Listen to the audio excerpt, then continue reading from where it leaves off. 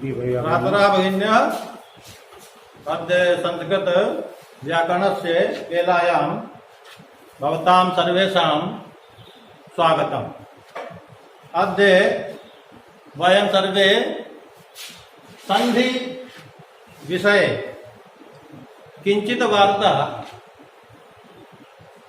कुर्मः। संधि, अच संधि, हल संधि, दो संधियां। येषु अच संधि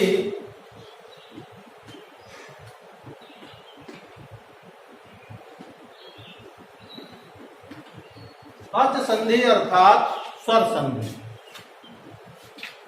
स्वर संधे अंतर्गते भवन्तः दीर्घ संधि,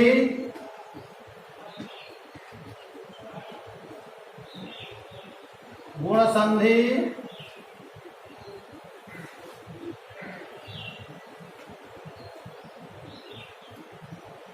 यण संधि,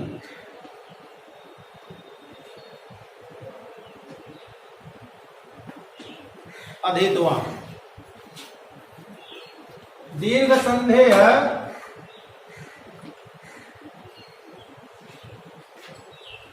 अकवर्णाः आ, ई, उ, री, ली। मूल स्वर अकवर्ण आ, ई, उ, री, ली। गुण संधि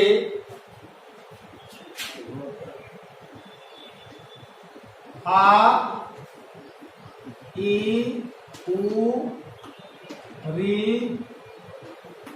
ली। यण संधि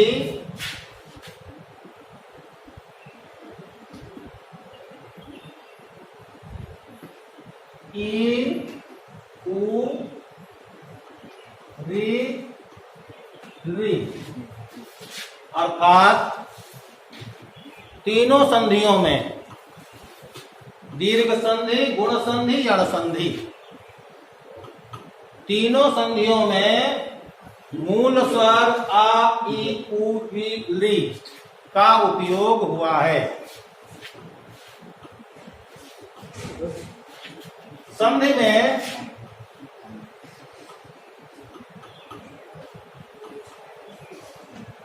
प्रथम पद का अंतिम स्वर और अग्रिम पद का प्रथम स्वर अर्थात पास पास निकट के स्वरों को जब हम जोड़ते हैं तब हम उसे स्वर संधि कहते हैं। परस्पर स्वर जोड़कर स्वर संधि, जिनमें मूलतः अक वर्णों अर्थात 5 मूल स्वरों का ही इन 3 संधियों में उपयोग हुआ।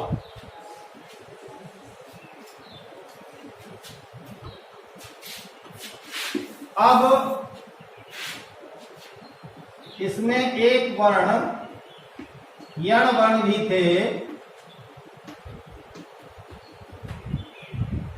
या वा राला,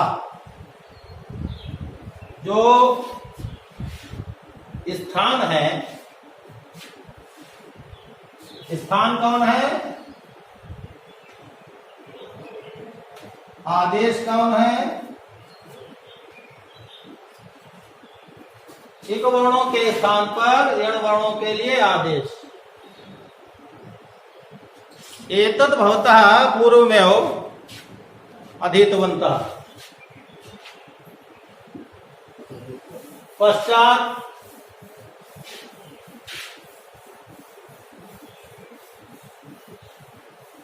पूर्वम अहं कथितवान् यदा गुणसन्धेः विषये वार्तां चलति तदा गुणसन्धेय पश्चात वृद्धि संधि पाठिष्यन्ति, ऐसा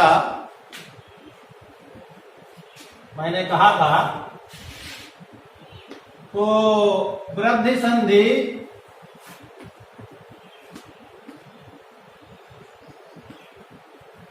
वृद्धि संधि का सूत्र है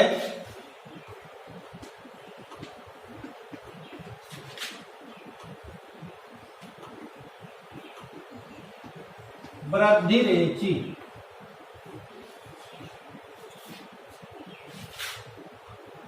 इन्हीं एच वर्ण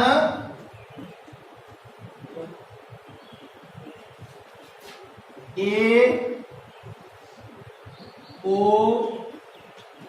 आई औ एच वर्ण। एच वर्ण कुतः प्राप्तः? एच वर्णानि अपि माहेश्वर सूत्रे अस्ति। यथा ए ओंग,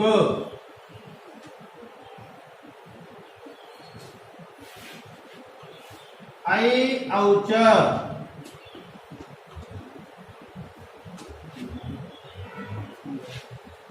एतद्द्वयोः सूत्रयोः वयम् एच वर्ण इति प्राप्तानि। एच वर्णानि प्राप्तानि कथम्?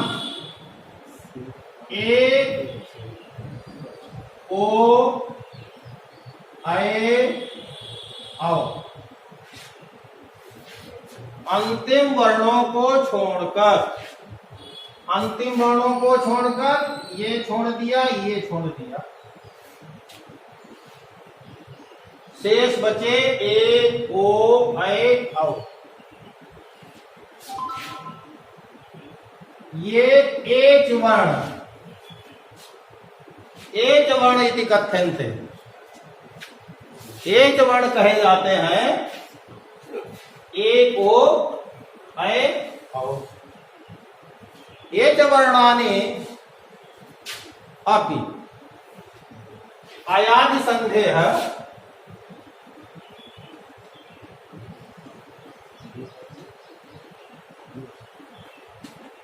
अपि प्रयुक्तानि भवन्ति। अयादि संधेय सूत्रम्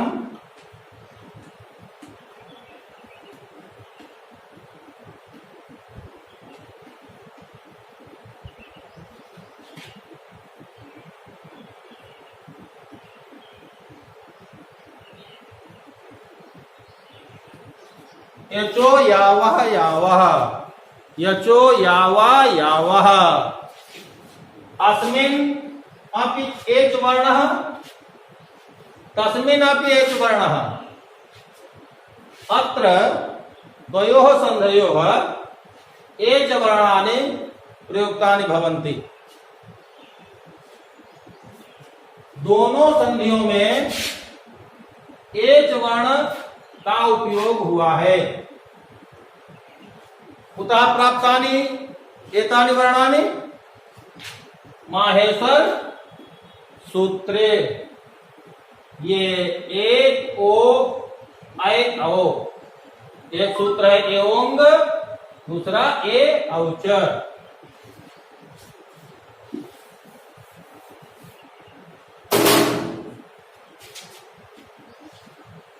अब आप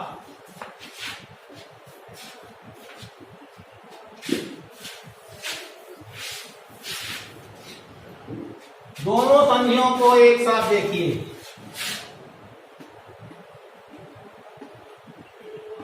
अयादि संधि यचो यावा यावः। वृद्धि संधि वृद्धि रेचि। एच वर्ण ए ओ ऐ औ।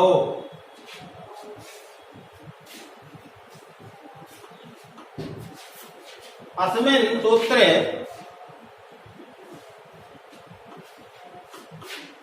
वृद्धि एच, वृद्धि एच। सूत्र कहता है कि एच वर्णों में वृद्धि हो जाएगी।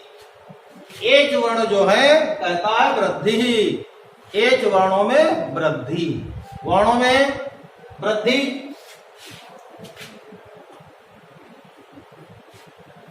का में एक ही मात्रा लगी है, अब हमें वृद्धि करनी है।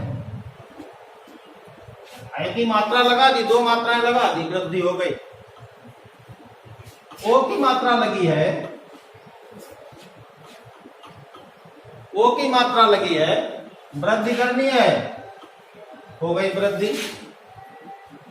बहुत सरल संधि, वृद्धि संधि।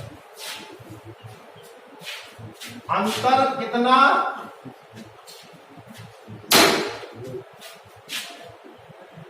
आ के बाद, आ अथवा आ के बाद एच वर्ण आए,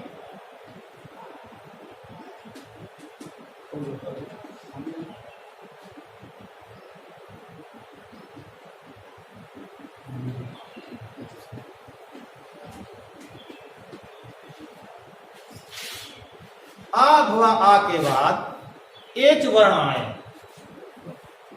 ऐसा इससे पूर्व कोई सूत्र नहीं आया जिसमें एच वर्ण आए हों। आ के बाद आए थे, आ के बाद गुण संधि में आए थे। आ के बाद गुण संधि में कौन से वर्ण आए थे?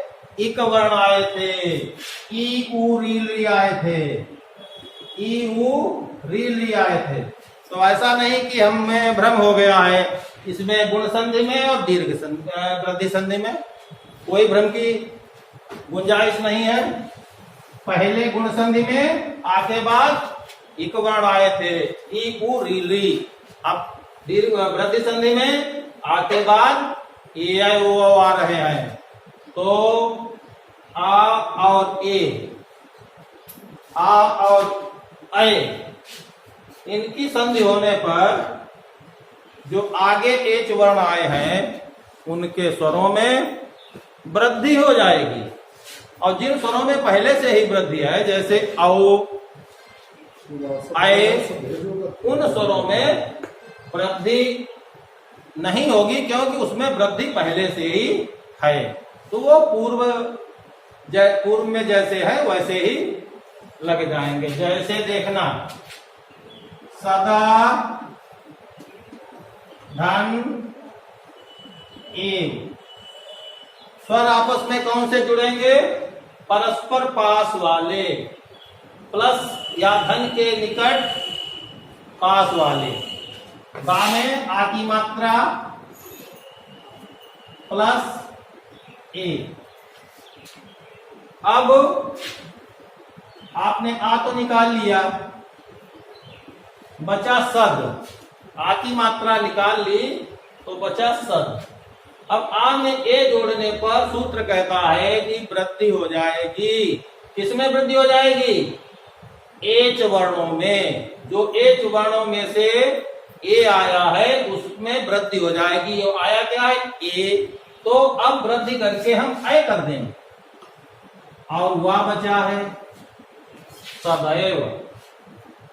वृद्धि संधि, राम, धन,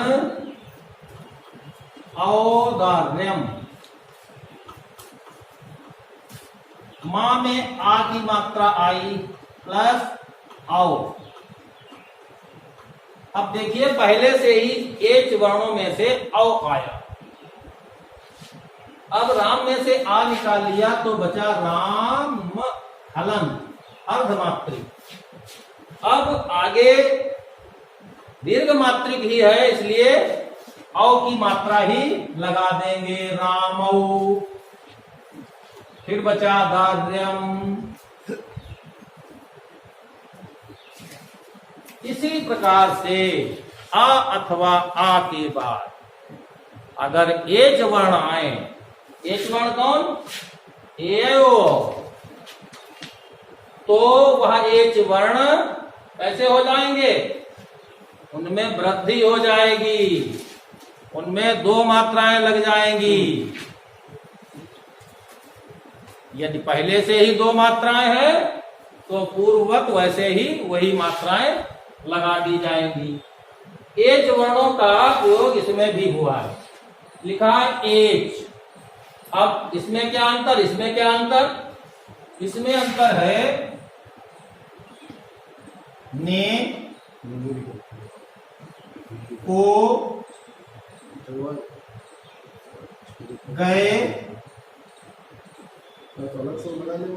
उभव।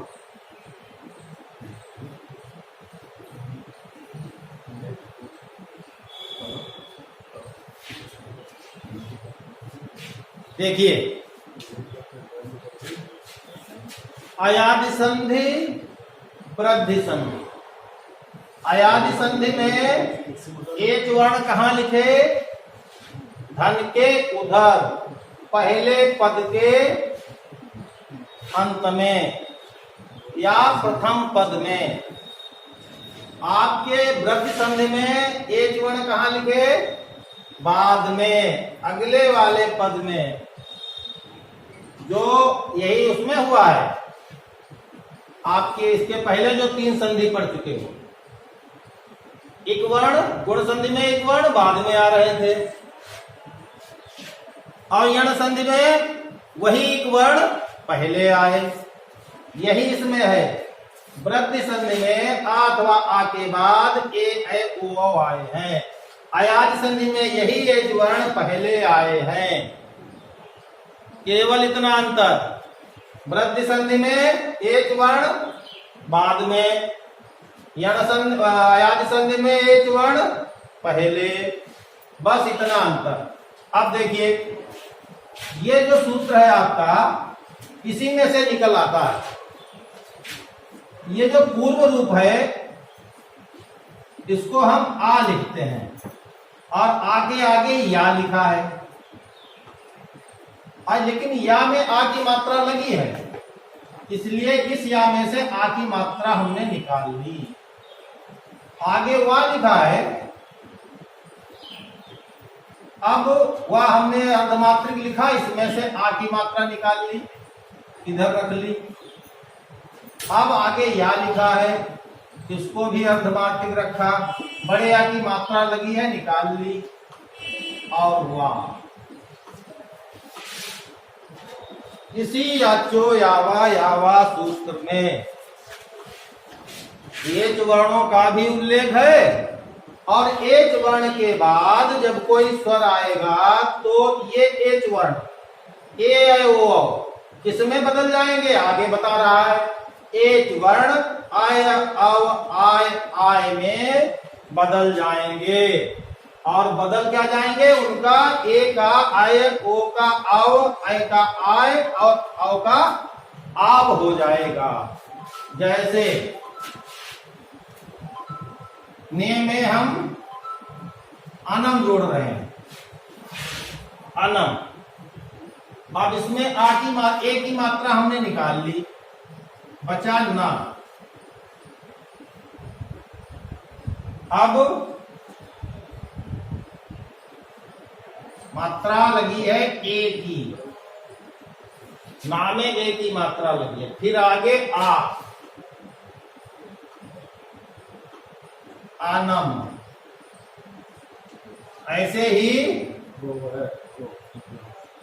इसमें भी अनम अगर जोड़ें तो पा निकाल लिया और ओ आगे लिख लिया, ओ की मात्रा लिख ली, और आगे अनम।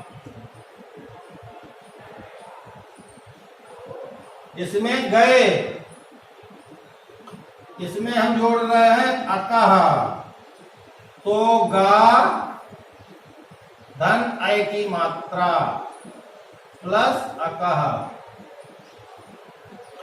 और इसमें है औ की मात्रा, इसमें हम उप जोड़ देंगे या आप ही जोड़ेंगे, आप ही जोड़ देंगे। तो क्या औ की मात्रा निकाल ली तो बचा कितना? और औ की मात्रा आगे लिख ली और आगे लिखा आपकी।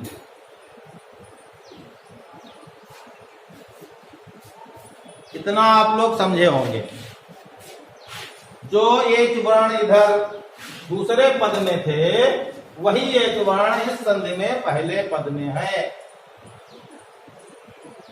इन्ने ओ गए उभव एक ऐ ओ ऐ औ, इनका क्रम कुछ भी रखिए, कोई भी बात वो पहले हो, जैसा भी आपका उदाहरण हो। अब इनके आगे स्वर आया है। कौन सा स्वर? वही स्वर नहीं, कोई अन्य स्वर। तो कहता है अगर ए है तो ऐ होगा, ओ है तो अब होगा, ऐ है तो आय होगा, और औ है तो आब होगा।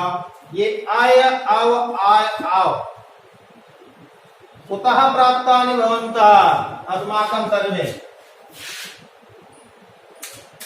यचो यावः यावः यावः सूत्रात्, यचो यावः यावः यावः सूत्रात् एव अय अव आय आव प्राप्तानि। अब देखिए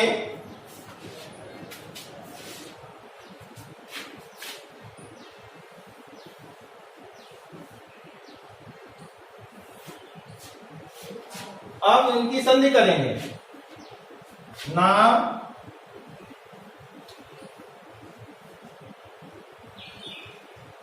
ए आ जोड़ेंगे तो बनेगा नय, आय आय बनेगा। अब इसमें हमने जोड़ दिया आय।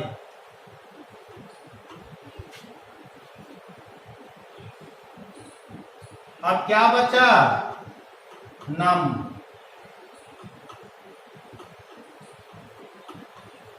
इसमें क्या जोड़ा? पा प्लस ओ प्लस आ, ओ का अब, अब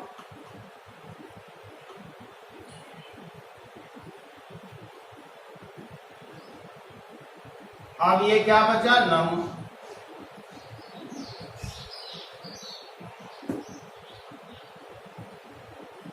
गा, आए में आ जोड़ा तो आय का क्या बनेगा? आय, आय जोड़ दिया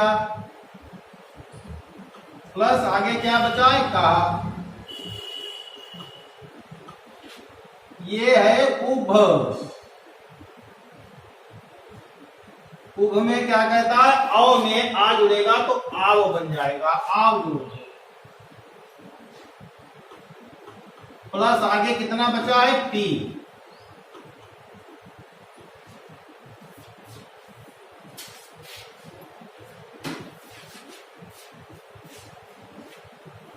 ना अर्धमात्रिक, आ की मात्रा इसमें लग जाएगी, ना पूरा हो गया। अब ना पूरा हो गया आ जुड़ने पर। आगे बचा या और आगे नम। नयनम, नेधननम नयनम, ओधननम पवनम, गयधनकः गायकः, और उभव धन अपि बराबर उभावपि, आव जुड़ गया, उभावपि।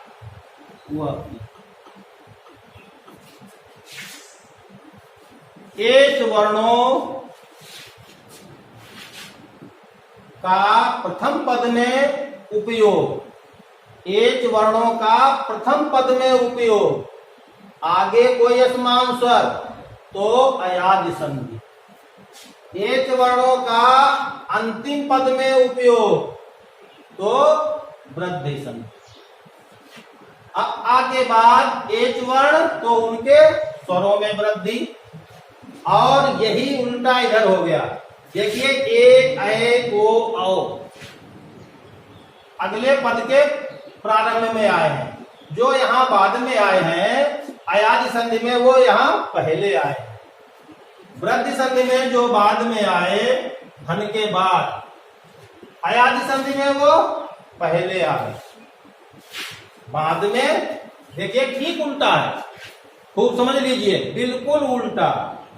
आ पहले था, यहां आ बाद में, पलट दिया, अयादि संधि हो गई। एक दूसरे को पलट दोगे, अयादि संधि। आ पहले, ए बाद में, ए पहले, आ बाद में। वृद्धि संधि में आ पहले, एच वर्ण बाद में, तो एच वर्णों में वृद्धि। अयादि संधि में वही एच वर्ण पहले और उसके बाद में आ अथवा कोई स्वर, तो ए का अय, जैसा सूत्र बता रहा है, ए का अय, ओ का अव, अय का आय और अव का आव। दोनों संधियों में सूत्र से ही स्पष्ट है कि संधि को हम दो शब्दों को, दो स्वर संधियों को हम कैसे समझेंगे, सूत्र से ही स्पष्ट है। अब आप अपनी भाषा में, अपनी शैली में परिभाषा बना सकते हो, तो परिभाषा की कोई जरूरत ही नहीं है, केवल आप सूत्र समझिए। वृद्धि रेची मतलब एक वर्णों में वृद्धि, कब? आ के बाद आने पर, बस। इधर आइए, कहता है एचो यावा यावा, कहता है एच वर्ण। अब देखिए एक चीज और समझने वाली, यहां इन्होंने एच पहले लिखा है और यहां इन्होंने एच बाद में लिखा, तो इससे हम समझ जाएं कि एच यहां बाद में लिखा है, मतलब एच वर्ण यहां बाद में आ रहे हैं। देखो यहां एच पहले लिख दिया, यहां एच वर्ण पहले आए हैं। बाद में क्या आएगा?